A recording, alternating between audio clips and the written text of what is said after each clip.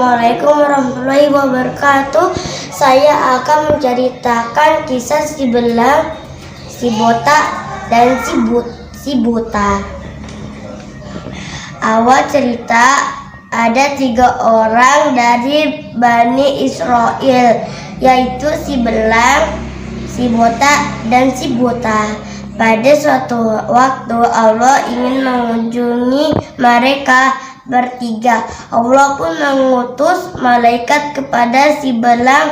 Sang malaikat bertanya, apa yang paling engkau inginkan dalam hidupmu?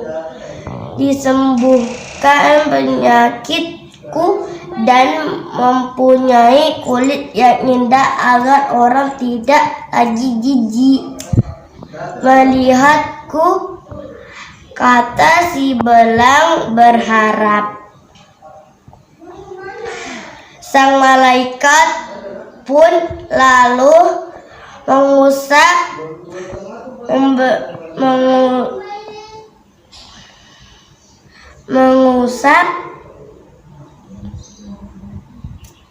si belang, dan tiba-tiba cacatnya pun hilang, kulitnya bersih. Sang malaikat kembali bertanya, binatang apa yang paling menyenangkan hatimu? Unta, jawab si belang. Lalu sang malaikat pun memberinya unta hamil dan berkata, semoga Allah memberkati atas apa yang engkau miliki. Setelah itu sang malaikat mendatangi si botak dan bertanya, apa yang paling engkau inginkan? Rambut yang indah, kata si botak. Malaikat pun kemudian mengusap kepala si botak dan tiba-tiba tumbuhlah rambut indah di kepalanya. Binatang apakah yang menarik hatimu? Tanya sang malaikat kembali. Sapi, jawab si botak. Sang malaikat pun memberikannya seekor sapi hamil dan berkata, semoga Allah memberkahi hartamu. Terakhir sang malaikat mendatangi si buta. Malaikat pun bertanya, apa yang paling engkau inginkan? Kembali melihat hingga bisa melihat orang-orang, jawabnya. Malaikat pun mengusap matanya dan tiba-tiba bisa melihat kembali. Binatang apa yang menarik hatimu? Kambing, jawab si buta. Malaikat lalu memberikannya kambing yang sedang hamil dan mengucapkan salam perpisahan kepada si buta. Setelah sekian lama binatang yang dimiliki ketiga hamba Allah itu beranak pinak dengan cepat dan sehat. Seiring berjalannya waktu, tanpa terasa jumlah hewan peliharaan mereka sudah banyak hingga memenuhi lembah tempat mereka masing-masing tinggal. Malaikat pun datang kembali untuk menguji mereka bertiga. Namun sang malaikat datang dalam bentuk yang berbeda dan ditugaskan Allah kembali untuk mendatangi ketiga orang Bani Israel, yaitu si belang, si botak, dan si buta. Malaikat pun mendatangi si belang dan berkata, aku orang yang malang, aku kehabisan bekal. Dalam perjalananku ini tidak ada yang bisa menyampaikan kepada tujuanku selain Allah, dan Engkau tolonglah aku. Urusanku sangat banyak, aku tidak bisa memberimu apa-apa, kata si belang. Sepertinya aku pernah mengenalmu, bukankah engkau dulu berpenyakit belang dan orang jijik padamu?